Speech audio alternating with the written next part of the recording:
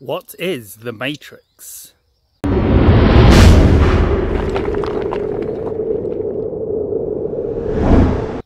So, the Matrix is this. This is the Matrix. Welcome to the Matrix, Neo. So, the Matrix is the collective manifestation of our collective consciousness. So, we create our reality. Often in my channelings, you hear me say, or you hear the Yael or whoever I'm channeling say, you create your reality.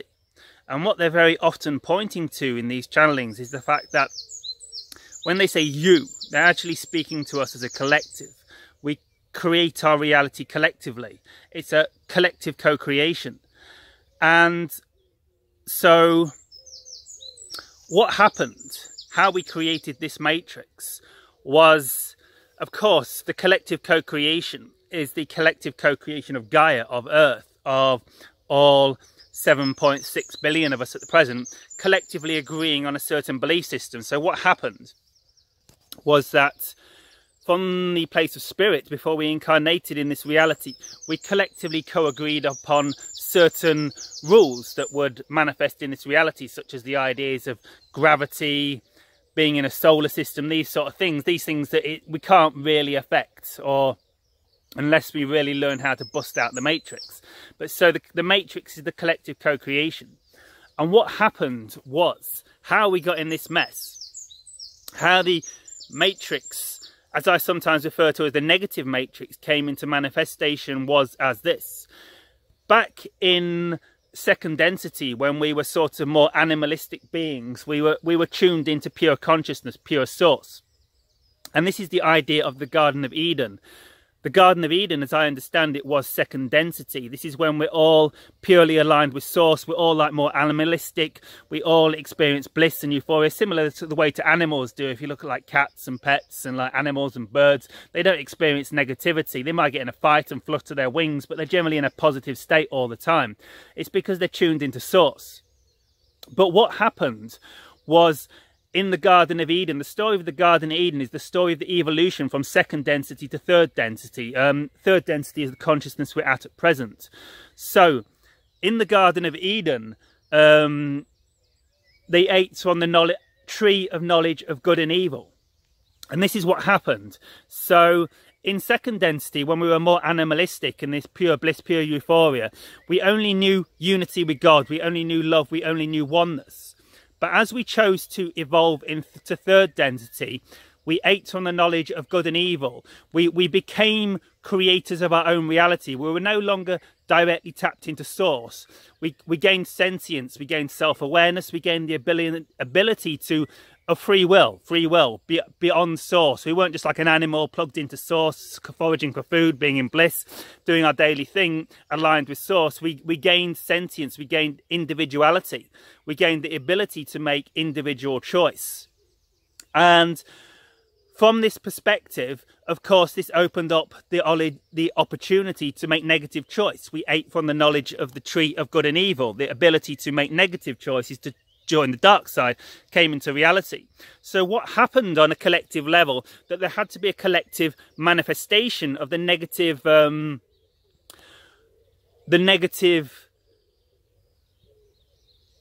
manifestation of reality.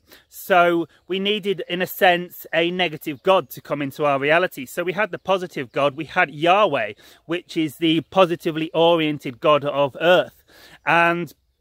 But we needed, as the polarity, as we chose to come into third density and eat from the knowledge of the tree of good and evil, and come into the word of polarity and choice and individuality and free will to choose the positive or the negative, we, in a sense, collectively chose to bring into this reality a collective manifestation of a negatively oriented God. And so we invited Lucifer into the reality to bring the opportunity of a perhaps collective manifestation of the darkness into this reality.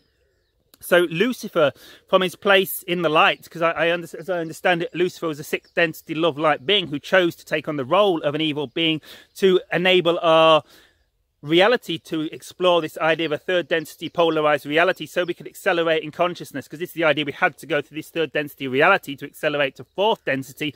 We had to be given the opportunity to choose the polarization to love and service to others, or to selfishness and service to self and negativity. So what happened was we invited in Lucifer, and Lucifer created the Illuminati, the negative-oriented beings. He invited negatively-oriented souls to take on the role of a negatively-oriented society. So what happened was we evolved into third density from the Garden of Eden. We ate from the knowledge of the tree of good and evil, and entered third density, where we got the opportunity to choose positive or negative. And what happened was we were kind of easy pickings, because we were at the beginning of the evolution of free will, of sentience, of individuality. Lucifer and his Illuminati minions of the dark side was able to prey on us very easily. They were constantly tricking us into choosing service to self, choosing selfishness, choosing greed, lust, anger, all these sins, as they perhaps call them. And so we were easily tricked, and we got tricked into this selfish reality, and we begin to collectively manifest our current reality of destruction, of chaos, of war, of pollution of the seas, of destroying other planets. We gradually went down this negative path and created this negative reality of suffering, of polarity, all the negativity you see in the world.